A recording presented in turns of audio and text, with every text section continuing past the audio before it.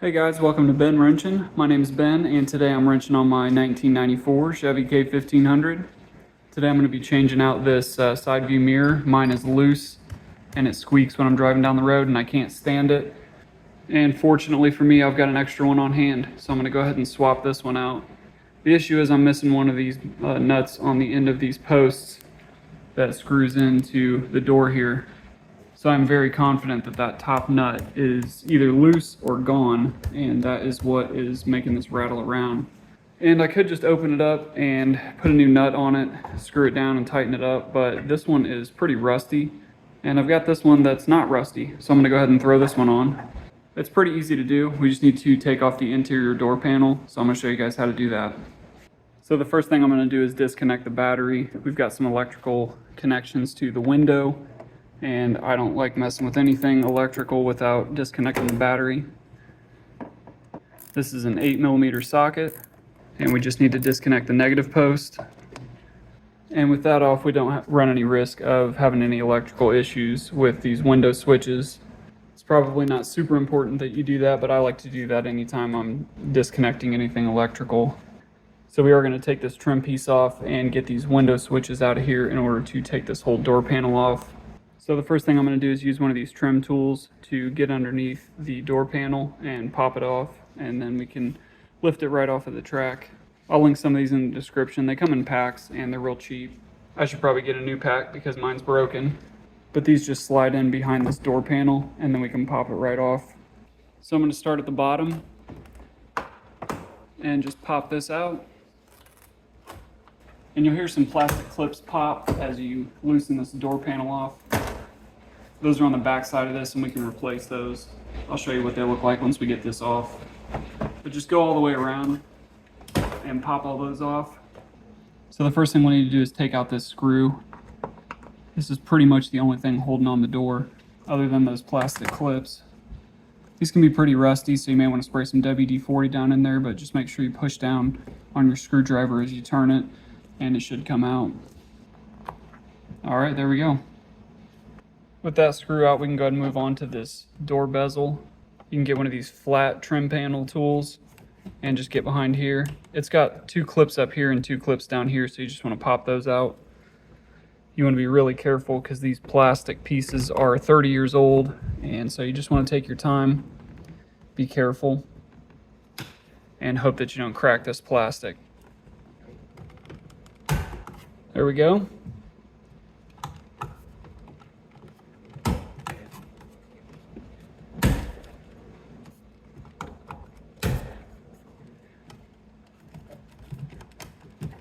Alright, and with that out, we've got these window connectors here. These can be a little tricky to get off because these window switches have connections that go into these, and we have to slide these upward. So we can't pull these back because these have to slide upward out of here.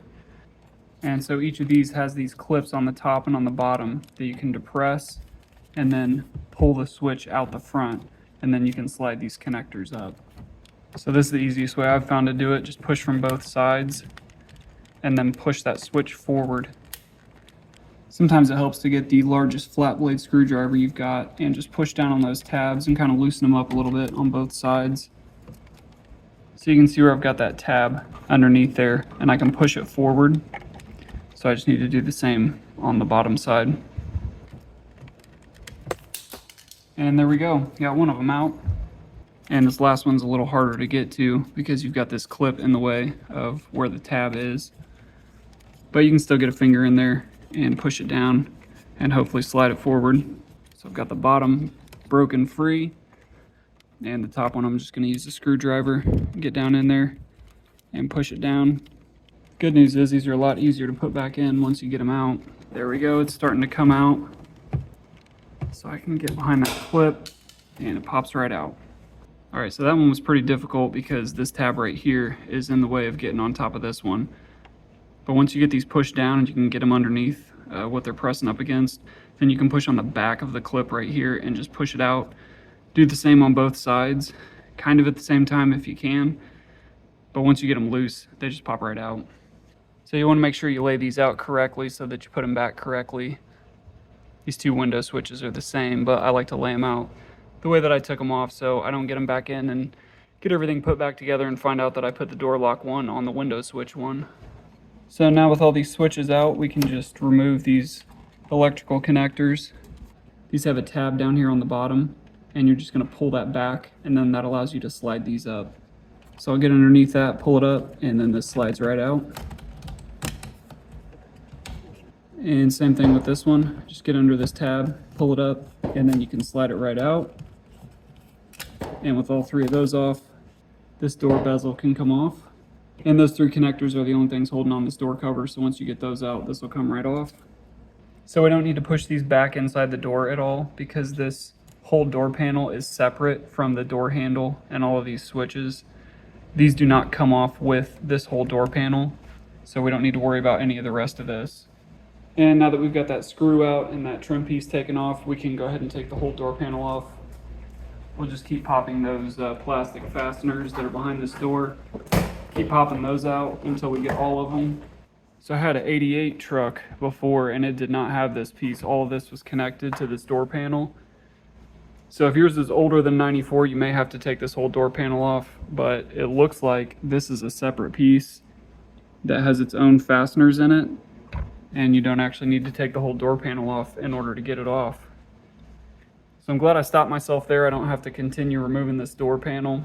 So once you've got that screw and that door trim off, you can take this whole door panel off. There's some plastic fasteners behind it. You just get behind them and pull them all out until you get this whole door piece off. It lays into a track along the top here, so you just have to lift it up. Once you get all those popped, you just lift it up and take it right off. It is not connected to the handle and these switches, so you don't need to mess with any of this. You don't need to take off any cables that run to the locks or the door handle. You can just take this all off in one piece. But mine being a 94, I just had to pop this off, and I've got access to the nuts holding on the side view mirror. So I should have looked at that first. All I got to do is pop this off, and that gives me access to this big foam piece right here. I need to loosen it up a little bit if it's been in there for 30 years like mine has. And once you get that out, you've got access to the nuts in here. So inside there, this is what we're looking at. There's three of those right there. It's just a post that sticks out of the back of the mirror, and it's got a nut on this side. And my suspicion that my top nut is loose is correct. So there are those three nuts. There's two on the bottom and one on the top. And that top one is so loose that I can turn it with a finger. So that was my only problem. I could tighten that up and maybe put some thread locker on it, but I don't really need to do that because I've got a new mirror with new nuts on it. So I'm gonna go ahead and switch that out. I can just take off those nuts, take this mirror out, and put the new one on. So this is a pretty tight space in there. You may not be able to get a socket in there. I do have a tiny wrench that is a 10mm wrench. Those are 10mm nuts. My new one came with 11mm nuts, but that one in there is a 10, and I've got a tiny wrench on it. This set of tiny wrenches is great. They're real cheap. I will link these in the description. You may want to use these to take this off. You may also try a swivel head socket that allows you to get in at weird angles. So I'll try that too. But these tiny wrenches allow me to get in there and loosen these up enough to where I can take them off by hand. So it's a weird angle, and you want to make sure that you don't drop your socket or your wrench in there. But just with one or two turns from that tiny wrench, I was able to get this loose enough that I can spin it off by hand. I've also got one of these mini socket wrenches. I can use this to get in there as well. You can also use one of these universal style adapters, and that'll allow you to get into some weird angles. So I've tried a few things and found that just an open-ended tiny 10mm wrench is the best way to turn this one little by little, to just get in there and turn this just enough until I can get it out by hand. So there we go. That worked. I can spin it off now, and I'm just going to be extra careful not to drop this down in the door. So there's also a couple of washers behind it, so I want to make sure when I get this nut off that I don't drop the nut or the washers down inside the door panel. You could stuff some paper towels down in here to make sure that you don't drop any of this down. So before I go any further, I am going to stuff a rag down in there to make sure that I don't drop any of these into the door panel. Alright, and I got the nut out, and this rag is just getting in the way. So I got the nut out. Now I'm going to reach in and get those washers out.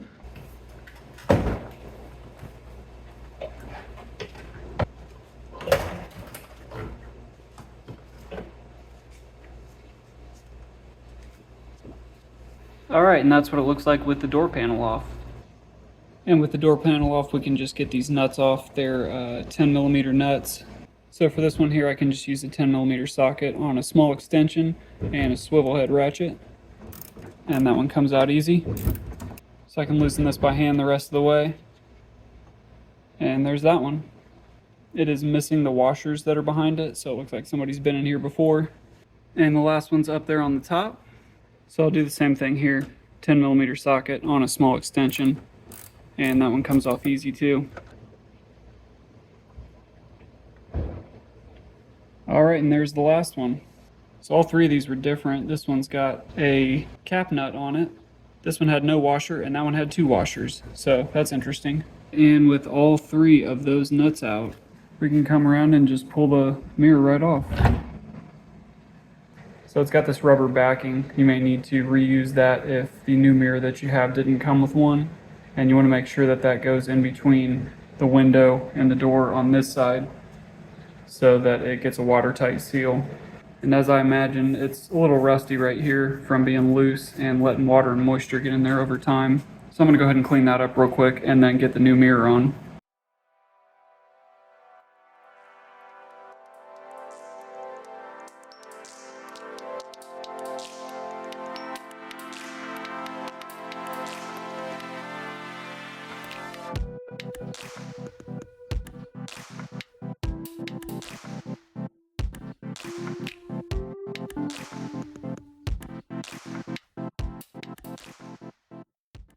Alright, that looks pretty good. It's not perfect, but I got it cleaned up. It was at this point that I realized that I had missed that rubber backing piece on this side of the mirror.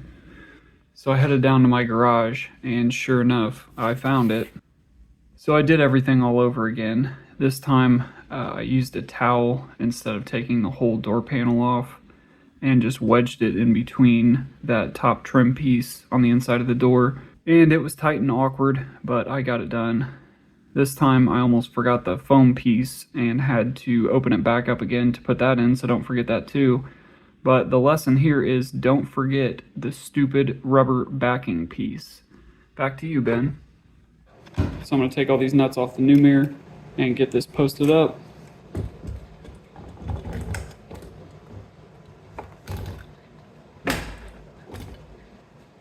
And with the new mirror on there, I got some washers that I had on hand. You can just get any washers that'll fit over these posts at a hardware store.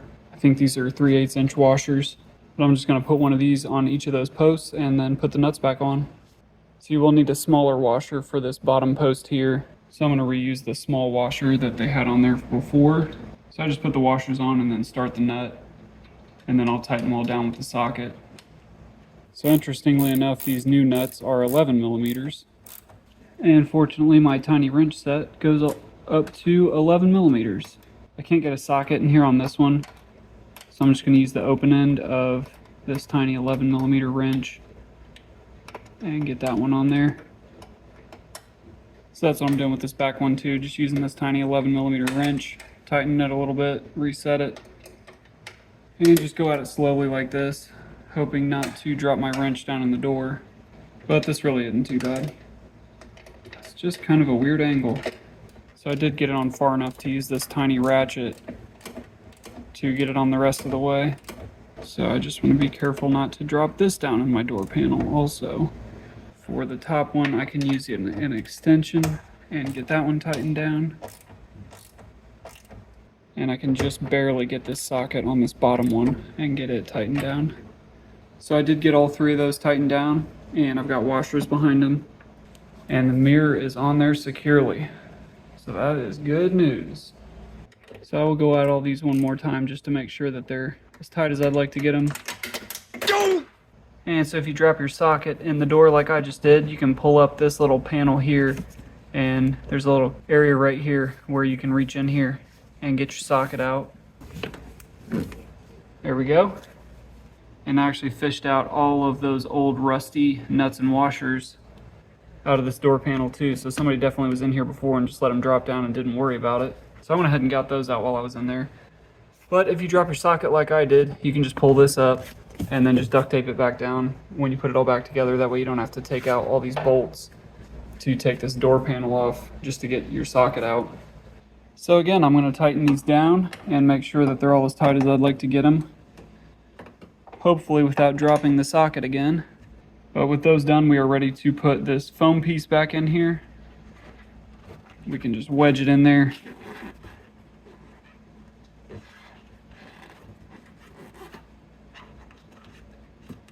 And it kind of has a shape to it that sits where it feels like it's supposed to sit once you get it in there right. Just kind of push it around and make sure it feels good.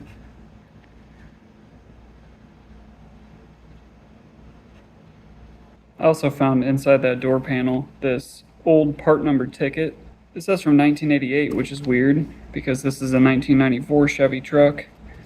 But it's got an original GM part number 52365118, which pulls up as a shim. So I don't know what that was for, but this was inside the door and I thought it was cool, so I thought I'd show it. There are these foam pieces here and a couple of them fell out and I don't know where they go. But if you have these fall out, looks like one of them goes right here and another one goes right there. So the others I will just place strategically next to the ones that are already in there and hope that's where they're supposed to go. So before I put this door panel back on, I just want to look at all of these plastic fasteners. And there's supposed to be one right there. It was still stuck in the door, so I pulled it out. And these look pretty specific, so I will try to look these up and get a part number and link those in the description. But these are actually nice because a lot of these, when I take door panels off, will just break. They're kind of a one-time use type of thing where when you take them off, they break and you got to replace them. These look pretty well made and they all held up pretty well, so I'm going to leave them all on. But you want to make sure you don't have any stuck in the door in any of these areas where they pop in. So this is a good example. This is the one that is missing. So it looks like that one may be missing right there on my door panel. And so I should pop this out and replace it with a new one. They make a special tool for these. It's just got a fork on it that gets underneath these. And you can pop them right out. So I took that one out and I'll put it right back where it's supposed to go. So I was able to get that in there and turn it so that it locks into place. So it looks like I've got all of my fasteners still attached and in good shape. Except maybe one right there, which was still attached to my door panel. So that fits right in there, and then you can turn it and lock it into place. So just make sure you've got all those before you put this door panel back on. Start with the top and slide it into that notch that it goes into.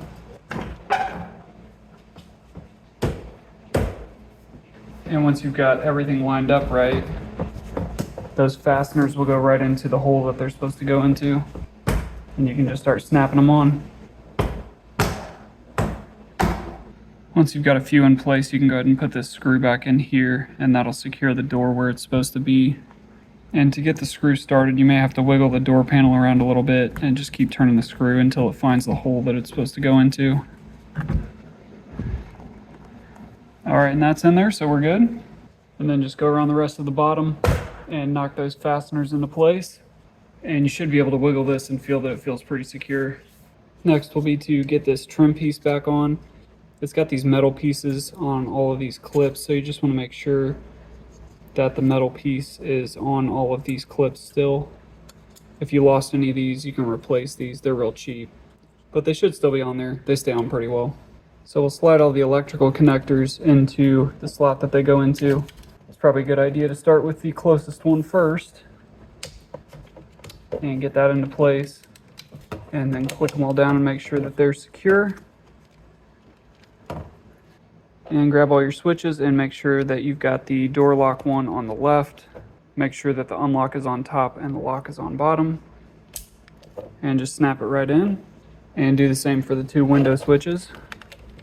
Now these window switches might be confusing because they've just got arrows on them and it's hard to remember which one's up and which one's down. But there are only 5 pins on the back of these, and so you can see where the 5 pins are going to line up. And so they go in like this. So the side with 3 pins goes on the right. And you just fit it right in there and snap it in. Make sure all those are in and secure. Make sure these are pushed down and locked into place. And then you can slowly work this into place by getting those electrical connections back where they're supposed to be, and then just kind of slowly fit everything into place.